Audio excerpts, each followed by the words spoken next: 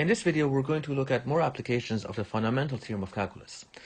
Given f of 1 is equal to 10, f prime of x is continuous, and the integral from 5 to 1 f prime of x dx is equal to 3, the question here is to find the value of f of 5. We start by the definition of the fundamental theorem of calculus. Integral a to b f prime of t dt is equal to f of t evaluated from a to b, and that's equal to f of b minus f of a. Alright, so what we're given is integral from 5 to 1 f prime of x dx is equal to 3. We can rewrite this as integral from 1 to 5, interchange the order of interchange the limits of integration, and we have to put a negative in the front. F prime of x dx, that's equal to 3. That means the integral from 1 to 5, dividing both sides by negative 1, f prime of x dx is equal to negative 3. And that's just using the property integral from b to a f of t dt, interchange the upper and lower limits, and we get a to b, and you have to put a negative in the front, f of t dt. Alright, so what we have is integral from 1 to 5 f prime of x dx is equal to, an antiderivative of f prime of x is going to be f of x evaluated from 1 to 5. That's equal to f of 5 minus f of 1. But the integral from 1 to 5 f prime of x dx was calculated to be negative 3. So let's write that in for the left-hand side. Minus 3 is equal to f of 5 minus f of 1. F of 1 was given in the question to be equal to 10. So that's minus 10. If we solve for f of 5 is equal to, add 10 to both sides, we get minus 3 plus 10. 10 minus 3, that's equal to 7. The answer is f of 5 is equal to 7. Alright, let's look at another example. So here we have determined a function f of x and a constant c such that 100 plus integral from c to x t cubed f of t dt is equal to x to the 2/3. We start by differentiating the whole equation. Differentiate the left-hand side and differentiate the right-hand side. Why do we do that? Well, the motivation is to get rid of the integral. So we differentiate 100.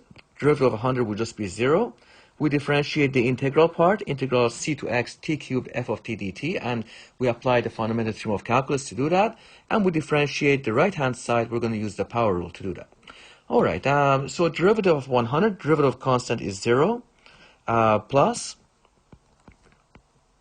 and ddx of the integral from c to x t cubed f of t dt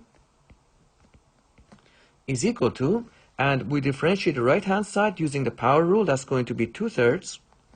Subtract 1 from the exponent. 2/3 minus 1, that's negative 1/3. Now derivative cancels the integral. We're going to apply fundamental theorem of calculus. We're going to get x cubed f of x. And let's simplify the right-hand side. 2/3 x to the 1/3. Let's divide both sides by x cubed so we can isolate f of x. F of x is equal to 2/3 x to the 1/3 times x cubed. F of x is equal to 2/3 x to the, we have the same base, x, we add up the exponents, 3 plus 1/3, that's 9/3 plus 1/3, that's 10/3. So we found the function f of x. Alright, now we want to find c. So the strategy is plug x equals c into this equation, into the integral equation, so that the integral vanishes, and then solve for c. Let's do that. So we have 100 plus integral from c to x t cubed f of t dt is equal to x to the 2/3. Let's plug in x equals c. We get 100 plus integral from c to c, t cubed f of t dt. That's equal to c to the 2/3, plugging c for x. Now this integral is clearly 0 because the integral is from c to c. So that's going to be 0. We get 100 is equal to c to the 2/3. Let's rewrite this as 100 is equal to c to the 1/3 all squared. Now let's take the square root of both sides. That's 100. Raise it to the power of 1/2 is equal to c to the 1/3 to the power of 2. Raise all of that to the power of 1/2. So the 2 cancels with the 2, and what we get is root of 100 is equal to c to the 1/3. And now let's square both sides. Let's cube both sides. So let's raise it to the power of 3 and raise the left-hand side to the power of 3.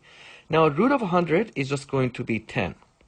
So 10 cubed is equal to, and 3 cancels with the 3 here, is equal to c. We get c is equal to 1000. That's the value of c. And the function f of x, we found that earlier to be, let's look at the last page. That function is 2 over 3 x to the 10/3.